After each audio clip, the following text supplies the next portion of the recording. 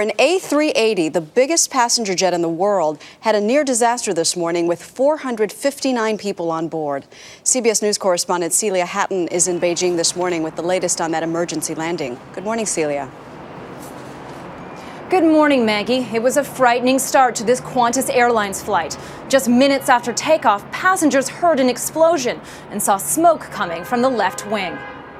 Qantas flight QF32 left Singapore late Wednesday, bound for Sydney, Australia, with 433 passengers and a crew of 26 on board.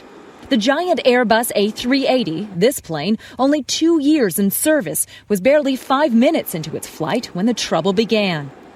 Ulf Waschbusch, a German citizen living in the U.S., had a seat by the wing for his first trip to Australia. And I was just starting to look at the in-flight magazine, actually, when I heard that boom, and immediately looked left outside again through that window when I saw pieces fly out of that wing. In fact, pieces of engine number 2 rained down on the Indonesian island of Batam. No one on the ground was hurt. They actually did a great job in calming us down. The captain actually made an announcement maybe half a minute later saying, hey, we just shut down engine number 2.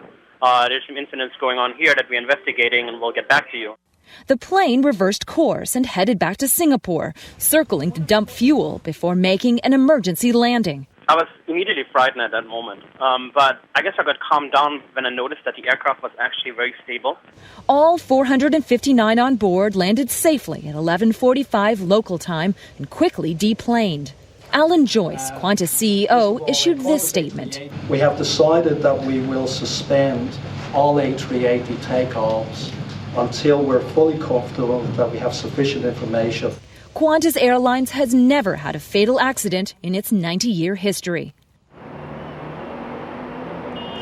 There's never been a fatality involving an Airbus A380. This is the most serious incident involving that type of aircraft since the model went into service in October 2007 as the greenest, quietest, and biggest jetliner in the sky.